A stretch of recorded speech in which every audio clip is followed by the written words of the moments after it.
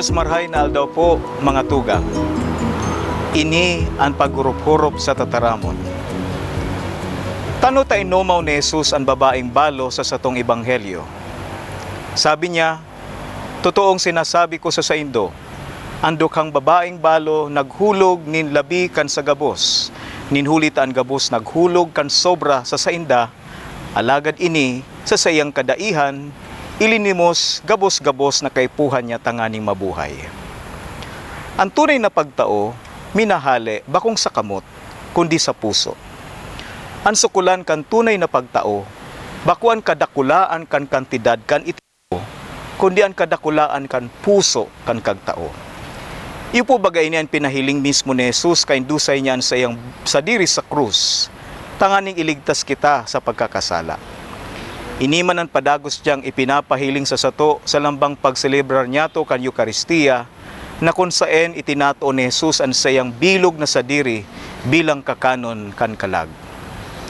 Padagos niya man ining ipinapamate sa sato sa paagi kan kadakol-dakol na mga tao na nagtatabang sa mga duka. Bilog na puso man daw ang sa imong pagtao. Masusukol niya to ini kung igwa kitang namamatean na kulog, niulita ang tunay na pagtao sarong gawe nin pagsakripisyo. Makukulugan kita kung tunay naman ang God ang satuyang pagtao, ninhulit tagaro igwang nawawara sa satuya sa lambang pagtao niya to.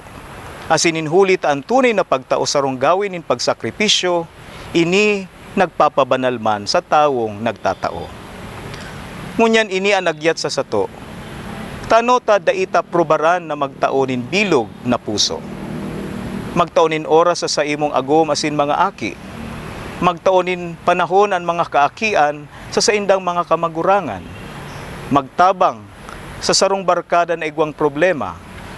Magtaonin ayuda sa mga kamilbidnyato na na-lockdownin huli sa COVID. Asin tano tadai kunigwaman kitang kakayahan.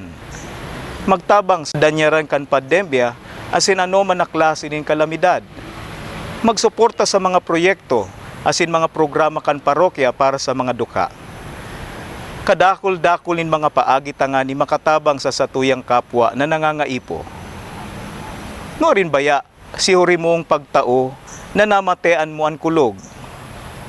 Sabi ni Santa Madre Teresa de Calcutta, kan siya nabubuhay pa, namumuot kita, asin namumuot sagkod na makulugan.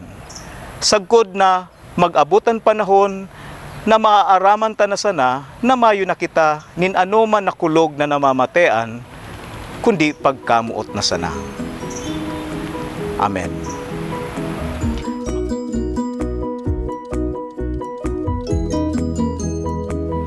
Mga tugang, na paghurup-hurupan niya to ang tataramon padag inanyugunta, isab ipasata.